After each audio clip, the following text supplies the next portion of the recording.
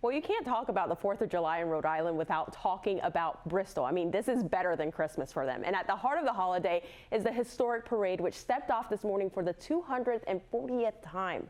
Sophia Zava was there all day and joins us now with the highlights. And we are staying on top of the cleanup efforts across the state. In the last few minutes, we learned that 12,000 Rhode Islanders are still without power tonight. Katie, I know a lot of 4th of July celebrations are taking place tonight. So what should people expect in the next few hours? Breaking news just into the 12 newsroom. At least 24 people in Texas are now dead and many others missing after devastating flooding in Hill Country. That is the latest numbers as rescue operations are still underway. We do have an update on breaking news we brought to you today at 6. A teenage girl is seriously injured after police say she was hit by a car.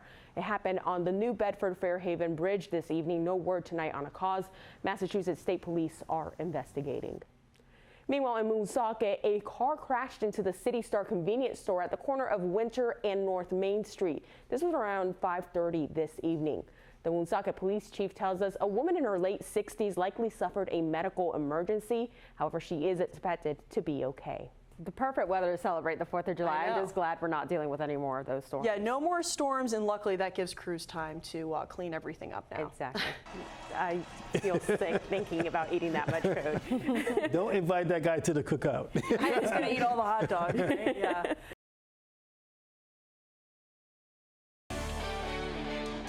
Now, 12 News Tonight at 11.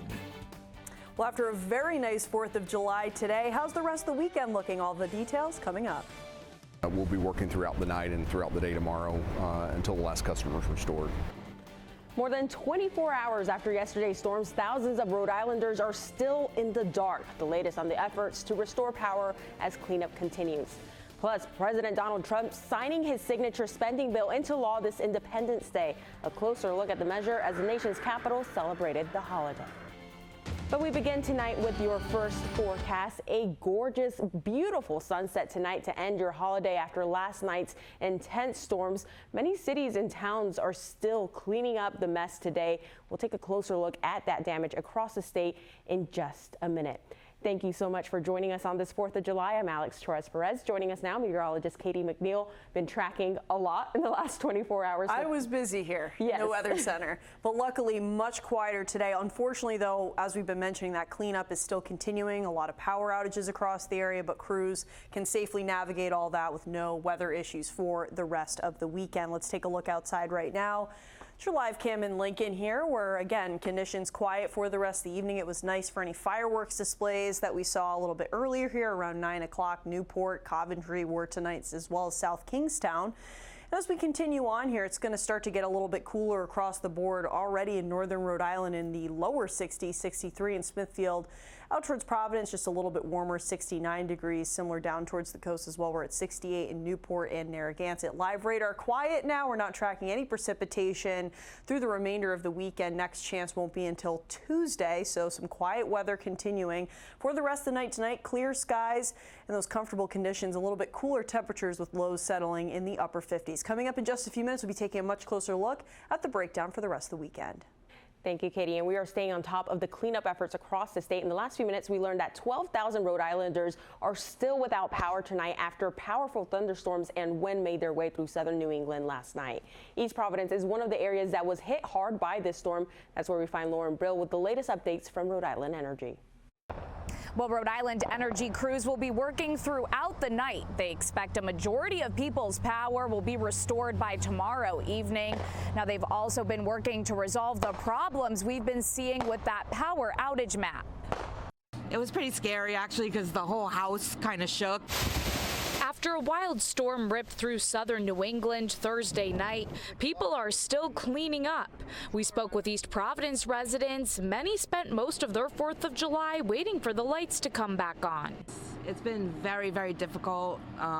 We have no power, no AC. That's kind of aggravating. So, you know, you got food in the fridge in the freezer that you don't want to go bad. As we made our way down Bullocks Point Avenue in the Riverside area, we saw large trees uprooted, branches scattered across the street and multiple wires down. Rhode Island energy crews were hard at work.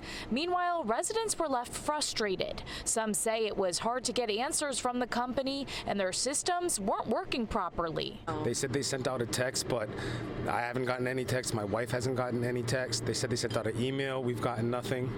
And we tried calling them, and it was just so busy that we were waiting so long, we just hung up.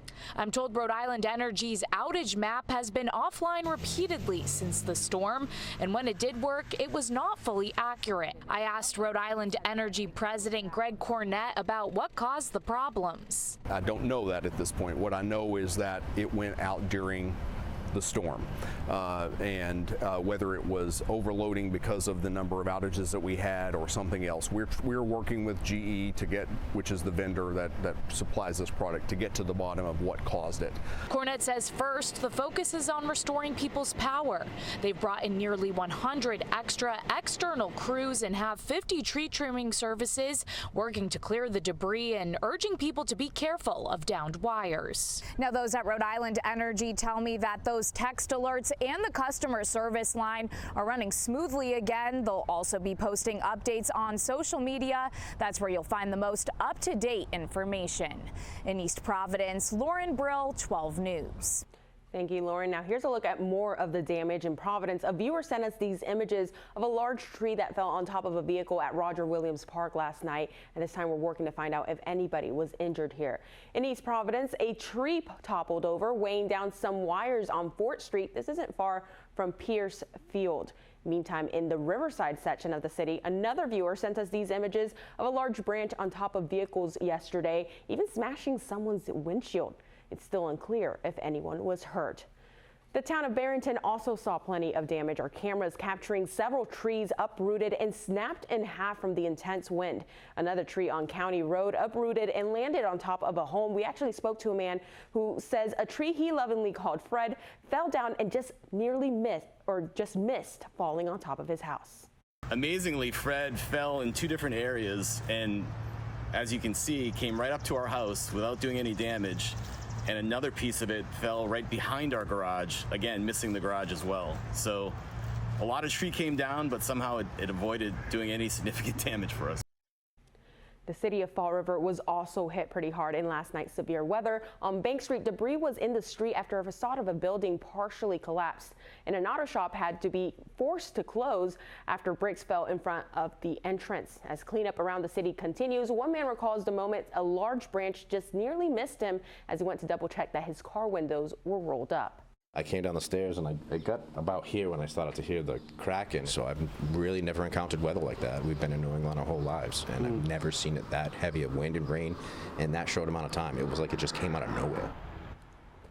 Another building in the area had its roof blown off at the intersection of Pleasant Street and Claflin Street. Pleasant Street had to be closed as power lines were knocked down and several cars were damaged. Police say other buildings in that area were also damaged. New tonight, Acushnet fire officials say a tree fell on top of 3 cars at the Country Whip ice cream shop on North Main Street. 2 people were taken to the hospital with minor injuries last night, but they are okay and have since been released. Meanwhile, in Texas, in the last half hour, we learned at least 24 people are now dead and many others missing after devastating flooding in Hill Country. Rescue operations are underway after officials say the river rose by 26 feet within 45 minutes. Among the missing, 23 kids who were in summer camp. Officials say the search and recovery efforts will increase as the waters recede. New tonight, 2 police officers and another person were hurt after a crash involving a police cruiser in Warwick. It happened at around 6:45 this evening, shutting down part of Main Avenue between Sharon and Trinity Streets. We're told all 3 people had minor injuries. The crash is under investigation, so there are no charges at this time. We do have an update on breaking news we brought to you today at 6. A teenage girl is seriously injured after police say she was hit by a car. It happened on the New Bedford-Fairhaven Bridge this evening. No word tonight on a cause. Massachusetts State Police are investigating. Meanwhile, in Woonsocket, a car crashed into the City Star convenience store at the corner of Winter and North Main Street. This was around 5:30 this evening. The Woonsocket police chief tells us a woman in her late 60s likely suffered a medical emergency. However, she is expected to be okay. In addition to celebrating the country's independence this 4th of July, the White House is also celebrating President Donald Trump's big legislative win. Erica Brown reports from the White House, where the president has signed what he calls his, quote, big beautiful bill into law. What we've done is put everything into one bill. During a 4th of July celebration at the White House, President Trump signed the One Big Beautiful Bill Act into law. With congressional Republicans and members of his cabinet at his side, the president used the same gavel from the bill's final passage in the House Thursday. This is a triumph of democracy on the birthday of democracy, and I have to say that the people are happy. The legislation increases spending for border security and defense and extends Trump's 2017 tax cuts. So you have the biggest tax cut, the biggest spending cut, the largest border security investment. The new law also makes steep cuts to safety net programs, including SNAP, the Food Assistance Program, and Medicaid. The nonpartisan Congressional Budget Office estimates the package will add more than $3 trillion to the deficit over the next decade, and close to 12 million people could lose their health coverage. During the Independence Day celebrations, U.S. military fighter jets roared over the White House, marking the nation's 249th birthday. The president also invited the B-2 pilots who flew the bombing mission on Iran's nuclear sites in June. We owe you everything. Great job. The celebrations wrapped Friday night with President Trump and his guests enjoying a fireworks display. And the legislation also includes tougher restrictions on Medicaid, which provides government-sponsored health care for low-income and disabled Americans. Coming up on 12 News, people lining the streets in Bristol for the historic 4th of July parade, how Rhode Islanders celebrated the 240th year of festivities. And officials are getting ready for a busy travel weekend. What to expect if you're hitting the road for the 4th. Get more local news from the online leader, WPRI.com. Sponsored by Cardi's Furniture and Mattresses, the brand you trust since 1928. Offering Nairobi's same-day mattress and upholstery delivery 7 days a week.